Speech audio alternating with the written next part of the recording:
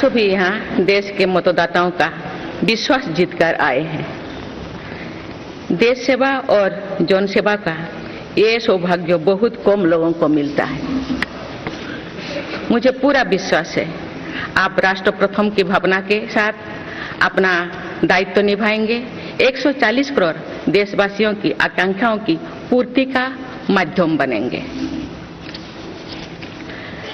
मैं श्री ओम बिरला जी को लोकसभा के अध्यक्ष की गौरवपूर्ण भूमिका के निर्वहन के लिए शुभकामनाएं देती हूँ। उनके पास सार्वजनिक जीवन का बहुत व्यापक अनुभव है। मुझे विश्वास है कि वे लोकतांत्रिक परंपराओं को अपने कौशल से नई ऊंचाई से देने में सफल होंगे। माननीय सदस्यगण, मैं आज कोटि कोटि देशवासियों को की तरफ से भारत के चुनाव आयोग का भी आभार व्यक्त करती हूँ। ये दुनिया का सबसे बड़ा चुनाव था। करीब 64 करोड़ मतदाताओं ने उत्साह और उमंग के साथ अपना कर्तव्य निभाया है। इस बार भी महिलाओं ने बढ़ चढ़कर मतदान में हिस्सा लिया है। इस चुनाव की बहुत सुखद तस्वीर जम्मू कश्मीर में भी सामने आए हैं। कश्मीर घाटी में वोटिंग के अनेक दशकों के रिकॉर्ड टूटे हैं। बीते 4 दशकों में कश्मीर में हमने बंद और हड़ताल के बीच कम मतदान का दौर ही देखा था। भारत के दुश्मन इसको वैश्विक मंचों पर जम्मू कश्मीर की राय के रूप में दुष्प्रचारित करते रहे, लेकिन इस बार कश्मीर घाटी ने देश और दुनिया में ऐसे हार ताकत को करारा जवाब दिया है। पहली बार इस लोकसभा चुनाव में घर पर जाकर भी मतदान कराया गया है। मैं लोकसभा चुनाव से जुड़ी हर कर्मी को सराहना करती हूं और अभिनंदन करती हूं। माननीय सदस्यगण, 2024 के लोकसभा चुनाव की चर्चा आज पूरी दुनिया में हो रही है। दुनिया देख रही है कि भारत के लोगों में लगातार तीसरी बार स्थिर और स्पष्ट बहुमत की सरकार बनाई है।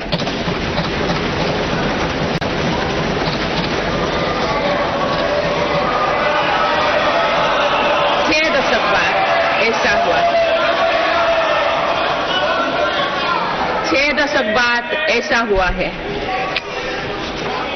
ऐसा समय में जो भारत के लोगों की आकांक्षाएं सर्वोच्च स्तर पर है, लोगों ने मेरी सरकार पर लगातार तीसरी बार भरोसा जताया।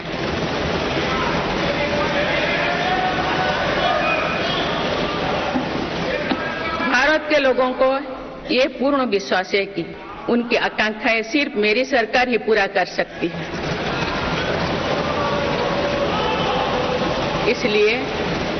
इसलिए 2024 का ये चुनाव नीति, नियत, निष्ठा और निर्णयों पर विश्वास का चुनाव रहा है। मजबूत और निर्णायक सरकार में विश्वास, सुशासन, स्थिरता और निरंतरता में विश्वास, ईमानदारी और कड़ी मेहनत में विश्वास, सुरक्षा और समृद्धि में विश्वास, सरकार की गारंटी और डिलीवरी पर विश्वास, विकसित भारत के संकल्प में विश्वास। मेरी सरकार ने 10 वर्षों से सेवा और सुशासन का जो मिशन चलाया है, ये उस पर मुहर है। ये जनादेश है कि भारत की विकसित बनाने का काम बिना रुके चलता रहे और भारत अपने लक्ष्यों की प्राप्ति करते रहे। माननीय सदस्यगण, 18वीं लोकसभा कई मायनों में एक ऐतिहासिक लोकसभा है। ये लोकसभा अमृतकाल के शुरुआती वर्षों में गठित हुई है। ये लोकसभा देश के संविधान को अपनाने के 75वें वर्षों की भी साक्षी बनेगी। मुझे विश्वास है कि इस लोकसभा में जन कल्याण के फसलों का नवीन अध्याय लिखा जाएगा। आगामी सत्रों में मेरी सरकार अपने इस कार्यकाल का पहला बजट पेश करने जा रही है। ये बजट सरकार की दूरगामी नीतियों और फ्यूचरिस्टिक विजन का एक प्रभावी दस्तावेज होगा। इस बजट में बड़े आर्थिक और सामाजिक निर्णयों के साथ ही अनेक ऐतिहासिक कदम भी देखने को मिलेंगे।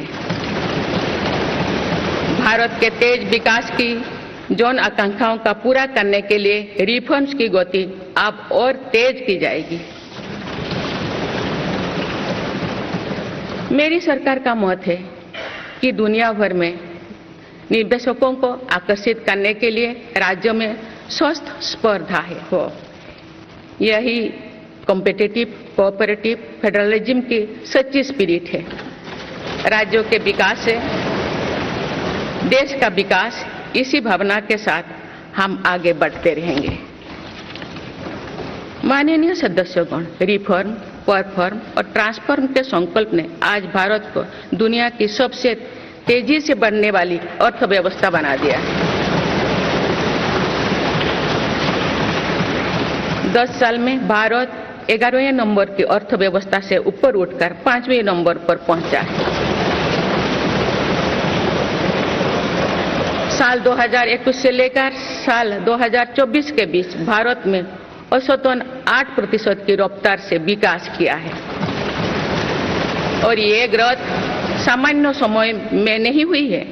बीती वर्षों में हमने 100 साल की सबसे बड़ी आपात देखी। वैश्विक महामारी के कालखंड और विश्व के अलग अलग कोने में चल रही संघर्षों के बावजूद भारत ने ये विकास दर हासिल की है। ये बीते 10 साल के रिफॉर्म्स और राष्ट्रहित में के लिए किए गए फैसला के कारण संभव है। आज भारत अकेले ही दुनिया की ग्रोथ में 15% का योगदान दे रही है। अब मेरी सरकार भारत को विश्व की 3रे नंबर की इकोनॉमी बनाने में जुटी हुई है। इस लक्ष्य की प्राप्ति विकसित भारत की नींव को भी मजबूत करने में के काम करेगी। माननीय सदस्यगण, मेरी सरकार अर्थव्यवस्था के 3 स्तंभ मैन्युफैक्चरिंग, सर्विसेज और एग्रीकल्चर को बराबर महत्व दे रही है। PLI स्कीम्स और ईज ऑफ डूइंग बिजनेस से बड़े पैमाने पर निवेश और रोजगार के अवसर बढ़ रही है। पारंपरिक सेक्टर्स के साथ साथ सनराइज सेक्टर्स को भी मिशन मोड पर बढ़ावा दिया जा रहा है। चाहे सेमीकंडक्टर हो या सोलर हो, चाहे इलेक्ट्रिक व्हीकल हो या इलेक्ट्रॉनिक्स गुड्स हो, चाहे ग्रीन हाइड्रोजन हो या बैटरीज हो, चाहे एयरक्राफ्ट कैरियर्स हो या फाइटर जेट्स हो, भारत इन सब सेक्टर्स में अपना विस्तार कर रहा है। लॉजिस्टिक्स कॉस्ट को कम करने के लिए भी मेरी सरकार लगातार प्रयास कर रही है। सरकार सर्विस सेक्टर को भी मजबूत करने में जुटे हैं। आज IT से लेकर टूरिज्म तक, हेल्थ से लेकर वेलनेस तक हर सेक्टर में भारत लीडर बन रहा है और इससे बड़ी संख्या में रोजगार और स्वरोजगार के नए मौके बन रहे हैं। माननीय सदस्यगण, पिछले 10 वर्षों में मेरी सरकार द्वारा ग्रामीण अर्थव्यवस्था के हर पहलू पर बहुत जोर दिया गया है। गांव में कृषि आधारित उद्योगों, डेयरी और फिशरीज आधारित उद्योगों का विस्तार किया जा रहा है। इसमें भी सहकारिता को प्राथमिकता दी गई है। सरकार किसानों उत्पाद संघ, FPO और FACTS जैसे सरकारी संगठनों का एक बड़ा नेटवर्क बना रही है। छोटे किसानों की बड़ी समस्या भंडारण से जुड़े होती है, इसलिए मेरी सरकार ने सहकारिता क्षेत्र में दुनिया की सबसे बड़ी भंडारण योजना पर काम शुरू कर चुकी है। किसान अपने छोटे खर्चे पूरे करने के लिए इसके लिए PM किसान सम्मान निधि के तहत उन्हें 3,20,000 करोड़ रुपये से ज्यादा राशि दे सकते हैं। मेरी सरकार के नए कार्यकाल के शुरुआत दिनों से ही किसानों को 20,000 करोड़ रुपया से अधिक की राशि ट्रांसफर की जा चुकी है।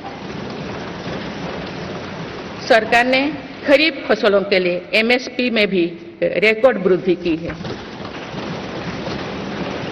माननीय सदस्यगण, आज का भारत अपनी वर्तमान जरूरतों को ध्यान में रखते हुए अपनी कृषि व्यवस्था में बदलाव कर रहा है। हम ज्यादा से ज्यादा आत्मनिर्भर हो और ज्यादा से ज्यादा निर्यात से किसानों की आमदनी बढ़े, इस सोच के साथ नीतियां बनाई गई है, निर्णय लिए गए हैं। जैसे भारत दलहन और तिलहन में दूसरे देशों पर निर्भरता कम करने के लिए देश के किसानों को हर संभव मदद दे रहे हैं। ग्लोबल मार्केट में किस तरह के फूड प्रोडक्ट की डिमांड ज्यादा है, इसके आधार पर नई रणनीति बनाई जा रही है। आजकल ऑर्गेनिक उत्पादों को लेकर दुनिया में डिमांड तेजी से बढ़ रही है। भारत के किसानों के पास इस डिमांड को पूरा करने के पूरा भरपूर क्षमता है।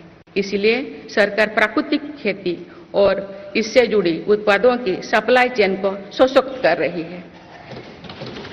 ऐसे प्रयासों से किसानों का खेती पर होने वाला खर्च भी कम होगा और उनकी आय भी और बढ़ेगी। माननीय सदस्यगण, आज का भारत दुनिया की चुनौतियां बढ़ाने के लिए नहीं बल्कि दुनिया को समाधान देने के लिए माना जाता है। विश्व बंधु के तौर पर भारत ने अनेक वैश्विक समस्याओं के समाधान को लेकर पहल की है। जलवायु परिवर्तन से लेकर खाद्य सुरक्षा तक, पोषण से लेकर सस्टेनेबल एग्रीकल्चर तक हम अनेक समाधान दे रहे हैं। हमारे मोटे अनाज श्रीअन्न की पहुंच सुपर फूड के तौर पर दुनिया के कोने कोने में हो, इसके लिए भी अभियान चल रहा है। भारत की पहल पर पूरी दुनिया ने वर्ष 2023 में इंटरनेशनल मिलेट्स ईयर मनाया है। आपने देखा है, हाल ही में पूरी दुनिया ने अंतर्राष्ट्रीय योग दिवस भी मनाया है। भारत की इस महान परंपरा की प्रतिष्ठा विश्व में लगातार बढ़ रही है। योग और आयुष को बढ़ावा देकर भारत एक स्वस्थ विश्व के निर्माण में मदद कर रही है। मेरी सरकार ने रिन्यूएबल एनर्जी की क्षमता भी कई गुना बढ़ाई है। हम जलवायु से जुड़े लक्ष्यों को निर्धारित समय से पहले प्राप्त करने की दिशा दिखा रहा है। नेट जीरो के लिए आज भारत के प्रयास कई दूसरे देशों को प्रेरित कर रहे हैं। इंटरनेशनल सोलर अलायंस जैसे पहल पर आज रिकॉर्ड संख्या में दुनिया के देश हमारे साथ जुड़े हैं। माननीय सदस्यगण, आने वाला समय ग्रीन एरा यानी हरित युग का है। मेरी सरकार इसके लिए भी हर जरूरी कदम उठा रही है। हम हरित उद्योगों पर निवेश बढ़ा रहे हैं, जिससे ग्रीन जॉब्स भी बढ़े हैं। ग्रीन एनर्जी हो या फिर ग्रीन मोबिलिटी, हर मोर्चे पर हम बड़े लक्ष्यों के साथ काम कर रहे हैं। मेरी सरकार अपने शहरों को दुनिया के बेहतरीन लिविंग स्पेस बनाने के लिए भी प्रतिबद्ध है। प्रदूषण से मुक्त, साफ सुथरे और सुविधा युक्त शहरों में रहना भारत के नागरिकों का हक है। विशेष रूप से छोटी शहरें और कस्बे में बीते 10 वर्षों से अभूतपूर्व निवेश किया गया है। भारत में आज दुनिया का तीसरे सबसे बड़ा डोमेस्टिक एविएशन मार्केट है। अप्रैल 2014 में भारत में सिर्फ 209 एयरलाइन रूट्स थे। अप्रैल 2024 में इनकी संख्या बढ़कर 605 हो गया है। हवाई यात्रा में हो रहे इस विस्तार का सीधा लाभ टियर 2, टियर 3 शहरों को हो रहा है। 10 वर्षों में देश के 21 शहरों तक मेट्रो सुविधाएं पहुंची है। वंदे मेट्रो जैसे कई योजनाएं पर काम चल रही है। भारत का पब्लिक ट्रांसपोर्ट दुनिया में बेहतरीन हो, इस लक्ष्य के साथ मेरी सरकार काम कर रही है। माननीय सदस्यगण, मेरा सरकार इन आधुनिक मापदंड पर काम कर रही है, जिससे भारत विकसित देश के सामने बराबरी से खड़े हो सके। इंफ्रास्ट्रक्चर का विकास इस दिशा में बदलते भारत की नई तस्वीर के रूप में उभारा है। मेरी सरकार ने 10 वर्षों में पीएम ग्रामीण सड़क योजना के तहत गांव में 3,80,000 किलोमीटर से ज्यादा सड़कें बनाई। आज भारत में नेशनल हाईवेज और एक्सप्रेसवेज का जाल बिछ रहा है। नेशनल हाईवेज बनाने की गति में भी 2 गुनी से अधिक की वृद्धि हुई है। अहमदाबाद मुंबई के बीच हाई स्पीड रेल इकोसिस्टम का निर्माण कार्य भी तेजी से आगे बढ़ रहे हैं। मेरी सरकार ने उत्तर, दक्षिण और पूर्वी भारत के बुलेट ट्रेन कॉरिडोर्स के लिए फिजिबिलिटी स्टडीज शुरू करने का फैसला किया है। पहली बार देश में अंतर्देशीय जलमार्गों के विकास पर इतने व्यापक रूप से काम शुरू हुआ है। इसका बड़ा लाभ नॉर्थ ईस्ट को होगा। मेरी सरकार ने नॉर्थ ईस्ट के विकास के लिए 10 वर्षों में आवंटन में 4 गुना से अधिक की वृद्धि की है। सरकार इस क्षेत्र को एक्ट ईस्ट पॉलिसी के तहत स्ट्रेटेजिक गेटवेज बनाने के लिए काम कर रही है। नॉर्थ ईस्ट में हर तरह की कनेक्टिविटी का बढ़ाया जा रहा है। शिक्षा, स्वास्थ्य, पर्यटन, रोजगार, हर क्षेत्र में विकास कार्यों को आगे बढ़ाया जा रहा है। असम में 27,000 करोड़ रुपए की लागत से सेमीकंडक्टर प्लांट बनाया जा रहा है। यानी north east made in India chips को भी सेंटर होने वाला है। मेरी सरकार नॉर्थ ईस्ट में स्थायी शांति के लिए निरंतर काम कर रही है। पिछले इस 10 वर्षों में अनेक पुराने विवादों को हल किया गया, अनेक अहम समझौते हुई है। नॉर्थ ईस्ट में अशांत क्षेत्रों में तेज विकास करके चरणबद्ध तरीके से अफवाह हटाने का काम भी जारी है। देश के हर क्षेत्रों में विकास के ये नए आयाम भारत के भविष्य का उद्घोष कर रहे हैं। माननीय सदस्य, वुमेन लेड डेवलपमेंट के लिए समर्पित मेरी सरकार ने महिला सशक्तिकरण के एक नई युग की शुरुआत की है। देश की नारी शक्ति लंबे समय तक लोकसभा और विधानसभा में अधिक भागीदारी की मांग कर रही थी। आप उनके पास नारी शक्ति बंधन अधिनियम की ताकत है। सरकार की योजना की वजह से पिछले 1 दशक में महिलाओं का आर्थिक सामर्थ्य बढ़ा है। आप जानते हैं कि बीते 10 वर्षों में बने 4 करोड़ पीएम आवास में से ज्यादातर महिलाओं के नाम ही आवंटित हुई है। आप तीसरी कार्यकाल के शुरुआत में ही सरकार ने 3 करोड़ नए घर बनाने की स्वीकृति दे दी है। इनमें से भी अधिकतर घर महिलाओं के नाम पर ही आवंटित होंगे। बीते 10 वर्षों में 10 करोड़ महिलाएं सेल्फ हेल्प ग्रुप्स से जुड़े हैं। मेरी सरकार ने 3 करोड़ महिलाओं को लखपति दीदी बनाने के लिए व्यापक अभियान चलाए हैं। इसके लिए सेल्फ हेल्प ग्रुप्स को आर्थिक मदद भी बढ़ाई जा रही है। सरकार का प्रयास है कि महिलाओं का कौशल बढ़े, कमाई के साधन बढ़े और उनका सम्मान भी बढ़े। नमो ड्रोन दीदी योजना इस लक्ष्य की पूर्ति में सहायक बन रही है। इस योजना के तहत हजारों सेल्फ हेल्प ग्रुप्स की महिलाओं को ड्रोन दिए जा रहे हैं। ड्रोन पायलट बनने की ट्रेनिंग भी दी जा रही है। मेरी सरकार ने हाल ही में कृषि खेती सखी कार्यक्रम भी शुरू किया है। इसके तहत अभी तक सेल्फ हेल्प ग्रुप्स की 30,000 महिलाओं को कृषि सखी के रूप में प्रमाण पत्र दिए गए हैं। कृषि सखियों को आधुनिक खेती की टेक्निक में प्रशिक्षण किया जा रहा है ताकि वे कृषि को और आधुनिक बनाने में किसानों की मदद कर सकें।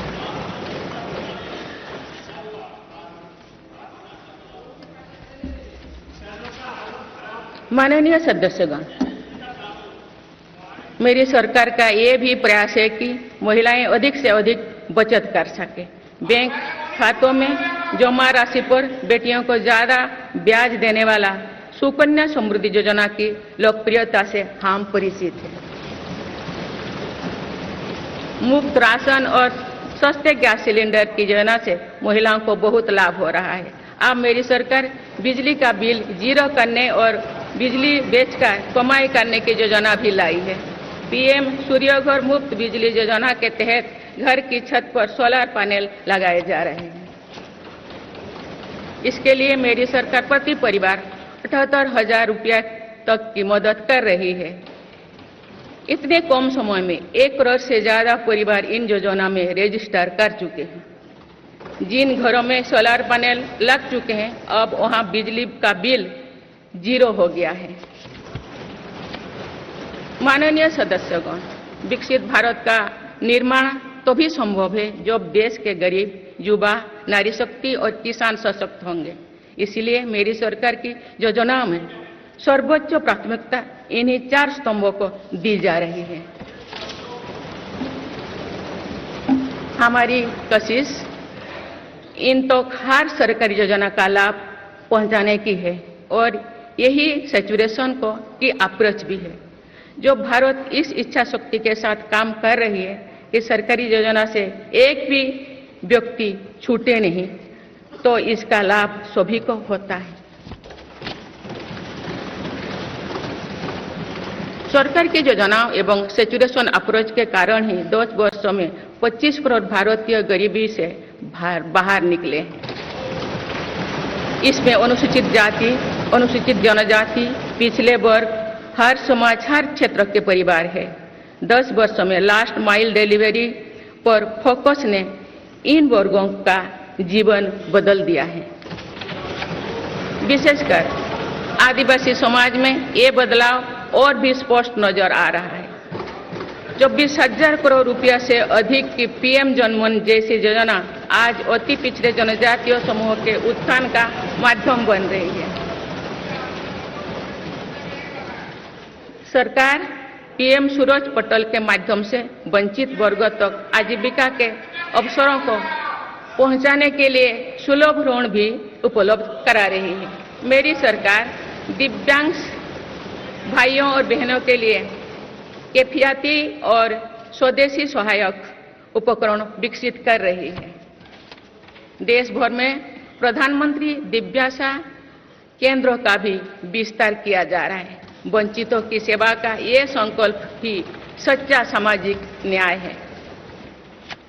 माननीय सदस्यगण, देश की श्रम शक्ति के सम्मान के लिए श्रमिक बंधुओं का कल्याण और सशक्तिकरण मेरी सरकार की प्राथमिकता है। मेरी सरकार श्रमिकों के लिए सामाजिक सुरक्षा योजनाओं को एकीकृत कर रही है। डिजिटल इंडिया तथा डाकघरों के नेटवर्क का उपयोग करके दुर्घटना और जीवन बीमा के कवरेज को बढ़ाने का काम हो रहा है। पीएम स्वनिधि का विस्तार किया जाएगा और ग्रामीणों और सेमी अर्बन क्षेत्रों के रेड्डी पटरी वाले भाइयों बहनों को भी इसके दायरे में लाया जाएगा। माननीय सदस्यगण, बाबा साहेब डॉक्टर भीमराव अंबेडकर का मानना था कि किसी भी समाज की प्रगति समाज के निचले तबके की प्रगति पर निर्भर करती है। पिछले 10 वर्षों में राष्ट्र की उपलब्धियों और विकास का आधार गरीब का सशक्तिकरण रहा है। मेरी सरकार ने पहली बार गरीब को ये एहसास करवाया कि सरकार उनकी सेवा में है। कोरोना के कठिन समय में सरकार ने 80 करोड़ लोगों को मुफ्त राशन देने के लिए पीएम गरीब कल्याण अन्न योजना शुरू की। इस योजना का लाभ उन परिवारों को भी मिल रहा है जो गरीबी से बाहर निकले हैं, ताकि उनके कदम वापस पीछे ना जाए। स्वच्छ भारत अभियान में भी गरीब के जीवन की गरिमा से लेकर उसके स्वास्थ्य तक का राष्ट्रीय महत्व का विषय बनाया है। पहली बार देश में करोड़ों गरीबों के लिए शौचालय बनाया गया है। ये प्रयास हमें आश्वस्त करते हैं कि देश आज महात्मा गांधी के आदर्शों का सच्चे अर्थों में अनुसरण कर रहा है। मेरी सरकार 55 करोड़ लाभार्थियों को आयुष्मान भारत योजना के तहत मुफ्त स्वास्थ्य सेवाएं भी उपलब्ध करवाए हैं। देश में 25,000 जन औषधि केंद्रों को खोलने का काम भी तेजी से चल रहा है। आप इस क्षेत्र में सरकार एक और निर्णय लेने जा रही है। अब आयुष्मान भारत योजना के तहत मुफ्त इलाज का लाभ 70 वर्षों से अधिक उम्र के सभी बुजुर्गों को भी मिलेगा। माननीय सदस्यगण, अक्सर विरोधपूर्वक मानसिकता और संकीर्ण स्वार्थ के कारण लोकतंत्र की मूल भावना का बहुत अहित हुआ है। इसका प्रभाव संसदीय प्रणाली पर भी पड़ता है और देश की विकास यात्रा पर भी पड़ता है। देश में कई दशकों तक अस्थिर सरकार के दौर में कई सरकारें चाहते हुए भी ना रिफॉर्म कर पाई और ना ही आवश्यक निर्णय ले पाए। भारत की जनता ने निर्णायक बनकर इस स्थिति को बदला है। बीते 10 वर्षों में ऐसे अनेक रिफॉर्म्स हुई है जिनका बहुत लाभ देश को आज मिल रहा है।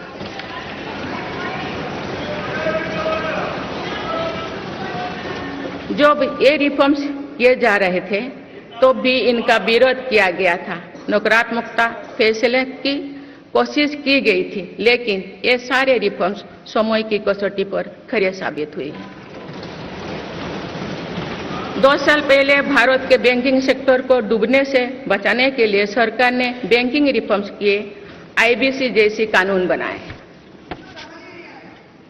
आज इन्हीं रिफॉर्म्स ने भारत के बैंकिंग सेक्टर को दुनिया के सबसे मजबूत बैंकिंग सेक्टर में से एक बना लिया।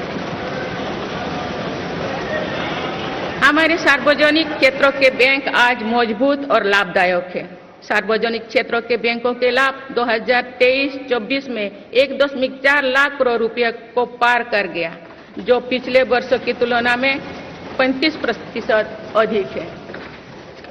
हमारे बैंकों की मजबूती उन्हें ऋण आधार का विस्तार करने और राष्ट्र के आर्थिक विकास में योगदान करने के लिए सक्षम बनाती है। सरकारी बैंकों का एनपीए भी लगातार कम हो रही है। आज एसबीआई रिकॉर्ड मुनाफे पर है। आज एलआईसी पहले से कहीं अधिक मजबूत है। आज एचएएल भी देश की डिफेंस इंडस्ट्री को ताकत दे रही है। आज जीएसटी भारत की इकोनॉमी को फॉर्मलाइज करने का, व्यापार कारोबार को आसान बनाने का माध्यम बना रहे हैं। अप्रैल महीने में पहली बार जीएसटी कलेक्शन ने 2 लाख करोड़ रुपए का स्तर पार कर गया है। इससे राज्यों की आर्थिक ताकत भी बढ़ी है। डिजिटल इंडिया और डिजिटल पेमेंट्स के प्रति भी आज पूरा विश्व आकर्षित हो रही है। माननीय सदस्यगण, एक सशक्त भारत के लिए हमारे सैन्य बलों में आधुनिकता जरूरी है। युद्ध की स्थिति में हम सर्वश्रेष्ठ रहें, इसके लिए सेनाओं में रिफॉर्म्स की प्रक्रिया निरंतर जारी रहनी चाहिए। इसी सोच के साथ मेरी सरकार ने बीते 10 वर्षों में डिफेंस सेक्टर में अनेक रिफॉर्म्स किए हैं। जीडीएस जैसे रिफॉर्म्स ने हमारी सेनाओं को नई मजबूती दी है। मेरी सरकार ने डिफेंस सेक्टर को आत्मनिर्भर बनाने के कई महत्वपूर्ण कदम उठाए हैं।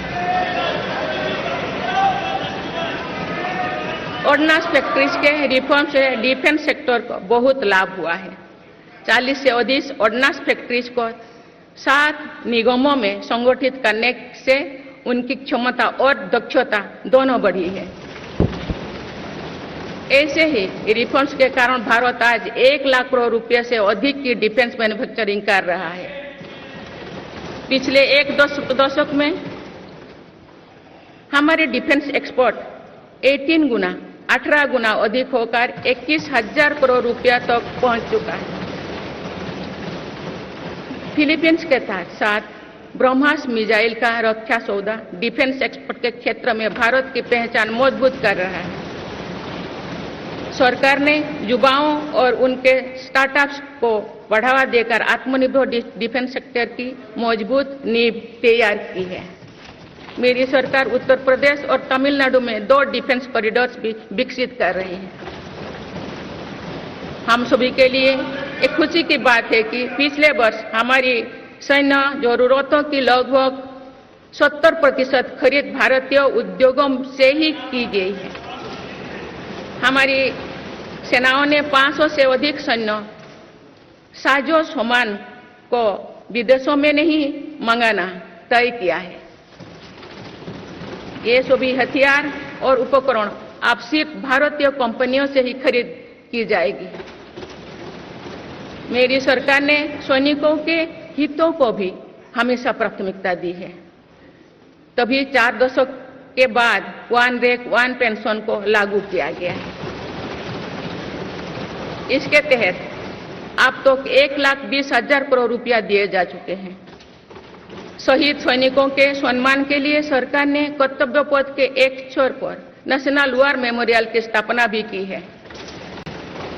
ये प्रयास केवल वीर जवानों के प्रति कृतज्ञ राष्ट्रों का नमन ही नहीं है, बल्कि राष्ट्र प्रथम की अनवरत प्रेरणा का स्रोत भी है। माननीय सदस्यगण, मेरी सरकार देश के हर युवा को बड़े सपने देखने और उन्हें साकार करने के लिए जरूरी माहौल बनाने में जुटी है। बीते 10 वर्षों में ऐसे हर अवरोध को हटाया गया है जिसके कारण युवाओं को परेशानी थी। पहले अपने ही प्रमाण पत्रों को अटेस्ट करने के लिए युवाओं को भटकना पड़ता था। अब युवा सेल्फ अटेस्टेड करने का काम कर रहे हैं। केंद्र सरकार की ग्रुप सी ग्रुप डी भर्तियों से इंटरव्यू को खत्म किया गया है। पहले जो विद्यार्थी सिर्फ भारतीय भाषा में पढ़ाई करते थे उनके साथ अन्याय की जाती थी। मेरी सरकार ने नई राष्ट्रीय शिक्षा नीति लागू कर इस अन्याय को दूर करने के लिए कदम उठाए हैं। युवाओं को अब भारतीय भाषा में इंजीनियरिंग की पढ़ाई का विकल्प भी मिला है। विगत 10 वर्ष में देश में 7 नई IIT, 16 IIIT, 7 IIM, 15 नए एम्स, 315 मेडिकल कॉलेज और 390 विश्वविद्यालय स्थापित किया गया है। मेरी सरकार इन संस्थानों को और मजबूत बनाकर आवश्यकता के अनुसार इनकी संस्था को भी बढ़ाएंगे। सरकार एक डिजिटल विश्वविद्यालय बनाने की दिशा में भी काम कर रही है। अटल टिंकरिंग लैब्स, स्टार्टअप इंडिया और स्टैंडअप इंडिया जैसे अभियान हमारे युवाओं का सामर्थ्य बढ़ा रहे हैं। इन्हीं प्रयासों से आज भारत दुनिया का तीसरा सबसे बड़ा स्टार्टअप इकोसिस्टम बन चुका है। माननीय सदस्यगण, सरकार का ये निरंतर प्रयास है कि देश के युवाओं को अपनी प्रतिभा दिखाने का उचित अवसर मिले। सरकारी भर्ती हो या फिर परीक्षाएं, सुनिए, परीक्षाएं किसी भी कारण से इनमें रुकावट आए, ये उचित नहीं है। इनमें शुचिता और पारदर्शिता बहुत जरूरी है। हाल ही में कुछ परीक्षाओं में हुई पेपर लीक की घटनाओं की निष्पक्ष जांच और दोषियों को कड़ी से कड़ी सजा दिलवाने के लिए मेरी सरकार प्रतिबद्ध है।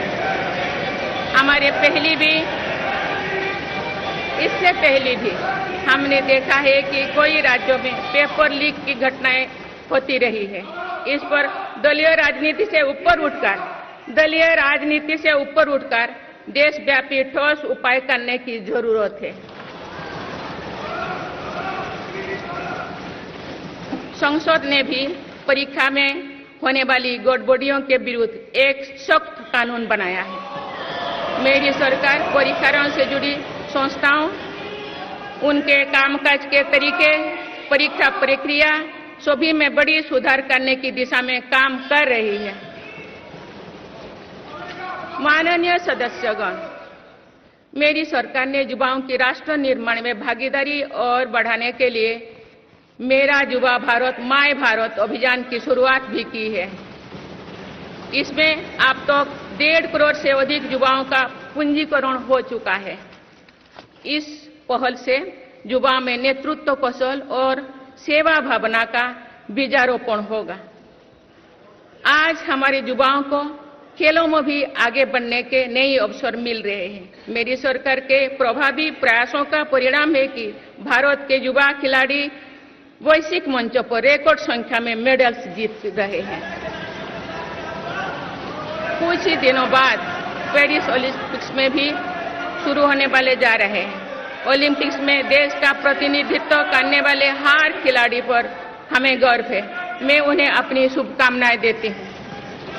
इन उपलब्धियों को और आगे ले जाने के लिए भारतीय ओलंपिक संघ 2036 ओलंपिक्स खेलों की मेजबानी की तैयारी भी कर रही है। माननीय सदस्यगण, जुलाई की 1 तारीख से देश में भारतीय न्याय संहिता भी लागू हो जाएगी।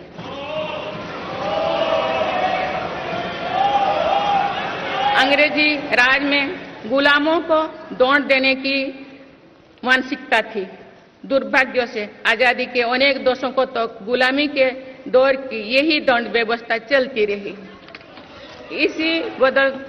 इसे बदलने की चर्चा अनेक दशकों से की जा रही थी, लेकिन ये साहस भी मेरी सरकार ने ही करके दिखाए हैं।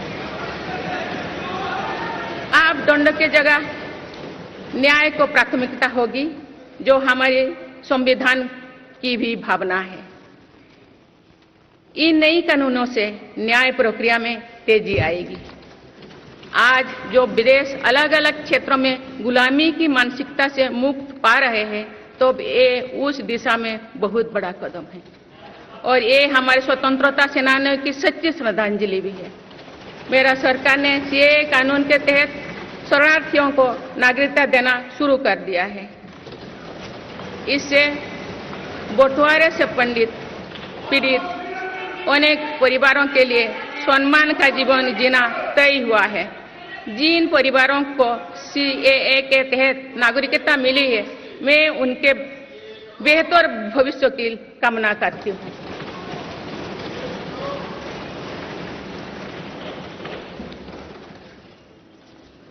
माननीय सदस्यगण, मेरी सरकार भविष्य निर्माण के प्रयासों के साथ ही भारतीय संस्कृति के वैभव और विरासत को फिर से स्थापित कर रही है।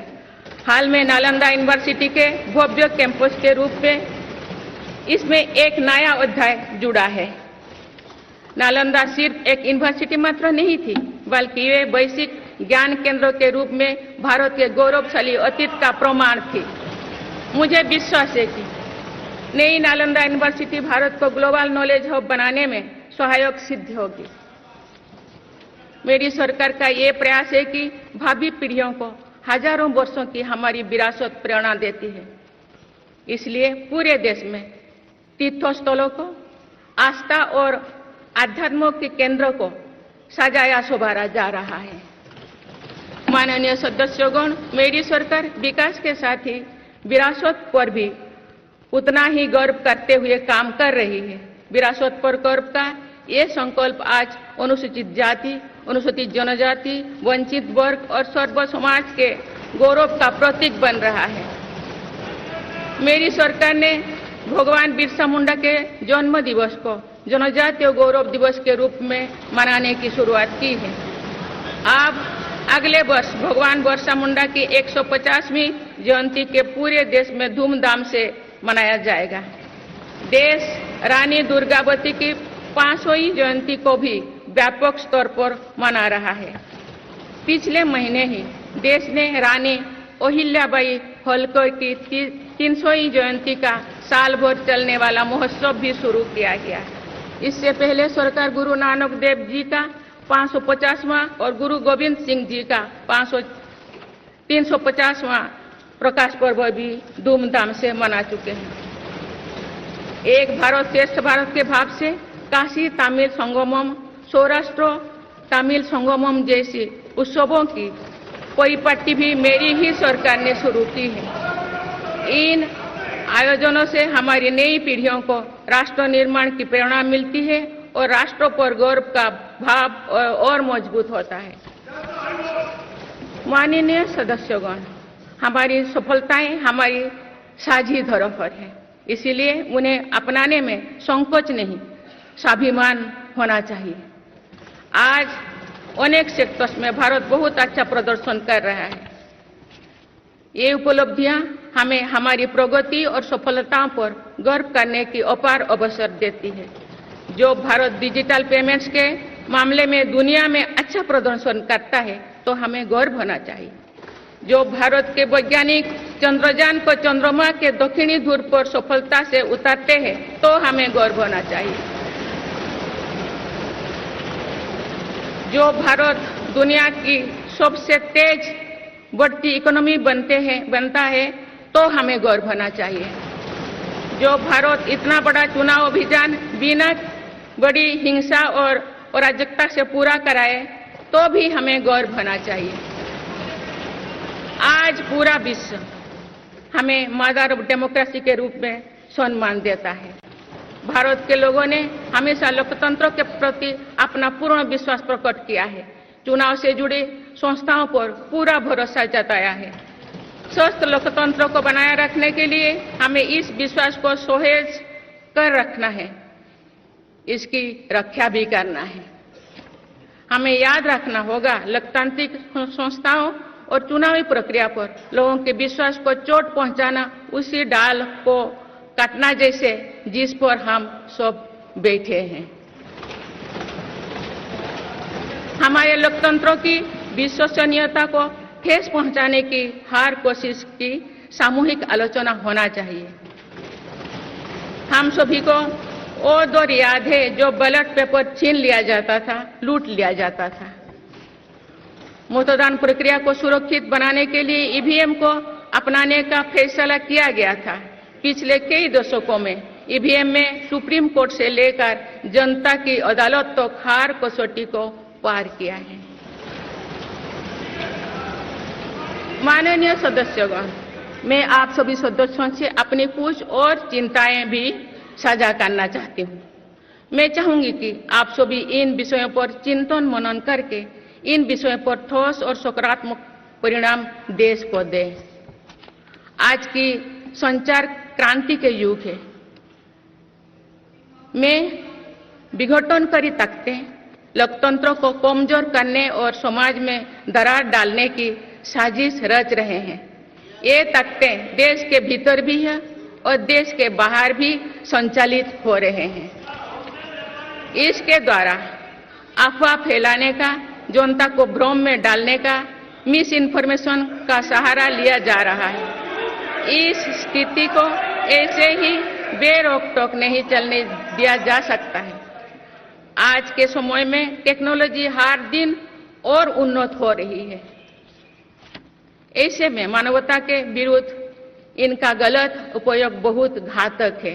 भारत ने विश्व मंच पर भी इन चिंताओं को प्रकट किया है और एक ग्लोबल फ्रेमवर्क की वकालत की है। हम सभी का दायित्व है कि इन प्रवृत्ति को रोके, इस चुनौती से निपटने के लिए नए रास्ते खोजें। माननीय सदस्यगण, 21वीं सदी के इस तीसरे दशक में आज ग्लोबल ऑर्डर एक नया शक्ल ले रहा है। मेरी सरकार के प्रयासों से आज भारत विश्व बंधु के रूप में दुनिया को नया भरोसा दे रही है। मानव केंद्रित अप्रोच रखने की वजह से भारत आज किसी भी संकट के समय फास्ट रेस्पॉन्डर और ग्लोबल साउथ की बुलंद आवाज बना है। कोरोना का महासंकट हो, भूकंप जैसी कोई त्रासदी हो या फिर युद्धों की स्थितियां, भारत भावना मानवता को बचाने में आगे रहा है। भारत को देखने का विश्व का नजरिया कैसे बदला है, ये इताली में हुई G7 समिट में भी हम सभी ने अनुभव किया है। भारत ने अपनी G20 अध्यक्षता के दौरान भी विश्व को अनेक मुद्दों पर एकजुट किया है। भारत की अध्यक्षता के दौरान ही अफ्रीकन यूनियन को G20 का स्थायी सदस्य बनाया गया है। इससे अफ्रीका महाद्वीप के साथ साथ पूरे ग्लोबल साउथ का भरोसा मजबूत हुआ है। नेबरहुड फास्ट पॉलिसी में चलते हुए भारत ने पड़ोसी देशों के साथ अपने रिश्तों को मजबूत किया है। 7 पड़ोसी देशों के नेताओं का 9 जून को केंद्रीय मंत्रिपरिषद के शपथ ग्रहण समारोह में भाग लेना मेरी सरकार की इस प्राथमिकता दर्शाते हैं। भारत सबका साथ सबका विकास की भावना के साथ इंडो पैसिफिक क्षेत्रों के देश के साथ भी सहयोग बढ़ा रही है। पूर्वी एशिया हो या फिर मिडिल ईस्ट और यूरोप, मेरी सरकार कनेक्टिविटी पर बहुल बल दे रही है। भारत के विजन ने ही India Middle East Europe economic corridor को आकार देना शुरू किया है। ये कॉरिडोर 21वीं सदी के सबसे बड़ी गेम चेंजर में एक सिद्ध होगा। माननीय सदस्यगण, आने वाला कुछ महीने में भारत एक गणतंत्र के रूप में 75वें वर्ष पूरी करने जा रहे हैं। भारत का संविधान बीते दशकों में हर कसौटी पर खरा उतरा है। जब संविधान बन रहा था तो भी दुनिया में ऐसे ताकतें थे जो भारत के असफल होने की कामना कर रही थी। देश में संविधान लागू होने के बाद भी संविधान पर अनेक बार हमले हुए हैं। आज 27 जून है। 25 जून 1975 को लागू हुआ आपातकाल संविधान पर सीधे हमले का सबसे बड़ा और काला अध्याय था।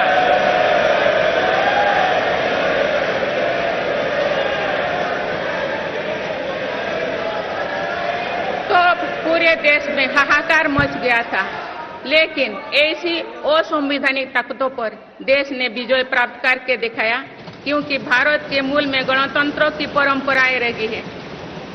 मेरी सरकार भी भारत के संविधान को सिर्फ राजकाज का माध्यम भर नहीं मानती, बल्कि हमारा संविधान जन चेतना का हिस्सा हो, इसके लिए हम प्रयास कर रहे हैं। इसी ध्येय के साथ मेरी सरकार ने 26 नवंबर को संविधान दिवस के रूप में मानना शुरू किया है। आप भारत के उस भूभाग हमारे जम्मू कश्मीर में भी संविधान पूरी तरह लागू हो गया है, जहां आर्टिकल 370 की वजह से स्थितियां कुछ और थी। माननीय सदस्यगण, राष्ट्र की उपलब्धियों के निर्धारण इस बात से होता है कि हम अपने दायित्वों का निर्वहन कितनी निष्ठा से कर रहे हैं। 18वीं लोकसभा में कई नए सदस्य पहली बार संसदीय प्रणाली का हिस्सा बने हैं। पुराने सदस्य भी नए उत्साह के साथ आए हैं। आप सभी जानते हैं कि आज का समय हर प्रकार से भारत के लिए बहुत अनुकूल है। आने वाले वर्षों में भारत की सरकार और संसद का क्या निर्णय लेती है, क्या नीतियां बनाती है, इस पर पूरा विश्व की नजर है। इस अनुकूल समय का अधिक से अधिक लाभ देश को मिले, ये दायित्व सरकार के साथ साथ संसद के हर सदस्यों का भी होना चाहिए। पिछले 10 वर्षों में जो रिफॉर्म्स हुई है, जो नया आत्मविश्वास देश में आया है, इससे हम विकसित भारत बनाने के लिए नई गति प्राप्त कर चुके हैं। हम सभी को ये हमेशा ध्यान रखना है कि विकसित भारत का निर्माण देश के हर नागरिक की आकांक्षा है, संकल्प भी है। इस संकल्प की सिद्धि में अवरोध पैदा ना हो, ये हम सभी का दायित्व है भी, कर्तव्य भी है। नीतियों का विरोध और संसदीय कामकाज का विरोध दो भिन्न बातें हैं। जब संसद सुचारू रूप से चलती है, जब यहाँ स्वस्थ चर्चा परिचर्चा होती है, जब दूरगामी निर्णय होते हैं, तब लोगों का विश्वास सिर्फ सरकार ही नहीं, पूरी व्यवस्था पर बनता है। इसीलिए मुझे भरोसा है कि संसद के पल पल का सदुपयोग होगा, जनहित को प्राथमिकता मिलेगा। माननीय सदस्यगण, हमारे वेदों में हमारे ऋषियों ने हमें कुछ नीति वाणी दिए हैं, जैसे कि समान मंत्र हो समिति ही समानी की प्रेरणा दी है। अर्थात हम एक समान विचार और लक्ष्य लेकर एक साथ काम करें। यही इस संसद की मूल भावना है। इसलिए जब भारत तीसरी नंबर की इकोनॉमी बनेगा, तो देश की इस सफलता में आपकी भी सहभागिता होगी। हम जब 2027 में आजादी की शताब्दी का उत्सव विकसित भारत के रूप में मनाएंगे, तो इस पीढ़ी को भी श्रेय मिलेगा। आज हमारे युवाओं में जो सामर्थ्य है, आज हमारे संकल्प में जो निष्ठा है, हमारी जो असंभव सी लगने वाली उपलब्धियां है, ये इस बात का प्रमाण है कि आने वाला दौर भारत का दौर है। ये सदी भारत की सदी है और इसका प्रभाव आने वाली 1000 वर्षों तक रहेगा।